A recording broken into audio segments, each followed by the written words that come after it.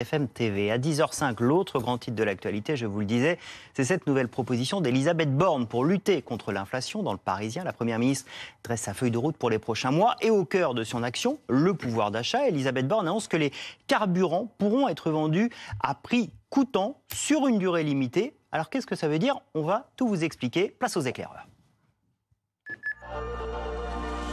Et c'est Fanny Wegschneider qui nous rejoint. Alors Fanny, vendre du carburant à prix coûtant, qu'est-ce que ça veut dire? Alors expliquer le principe de la vente à perte de carburant, puisque c'est de ça dont a parlé hier la Première ministre. La définition, pour simplifier, on ne va pas vous faire un grand cours d'économie, mais dans les grandes lignes, il s'agit donc de vendre un produit en dessous du prix d'achat ou du prix de revient. En dessous du prix d'achat, par exemple, de revient si on est fabricant d'un produit.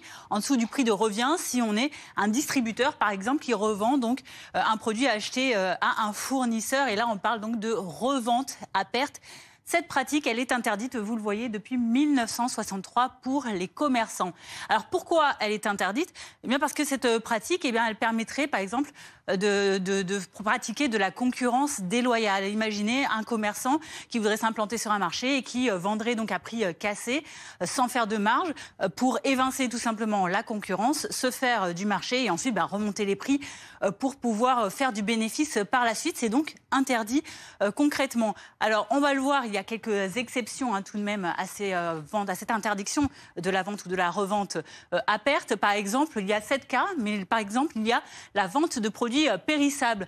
S'ils sont, par exemple, ils ont une date limitée qui arrive donc à expiration très prochaine. Autre exemple d'exception à cette interdiction de vente à la perte, il y a la vente forcée si une activité doit cesser. Et encore un autre exemple très parlant, vous avez le droit de vendre à perte exceptionnellement si ce sont des produits démodés ou techniquement obsolescents. Alors pourquoi la Première ministre a donc décidé d'autoriser exceptionnellement cette vente à perte? Eh bien pour aider évidemment les consommateurs, mais du côté des distributeurs de carburant, ça va être une mesure qui va être assez inégalitaire. En tout cas, c'est ce que pense Francis Pousse, puisque pour lui, il explique que les petites stations, les petits pompistes, par exemple, pourraient être lésés par cette décision. Il était ce matin l'invité de BFM TV. Écoutez.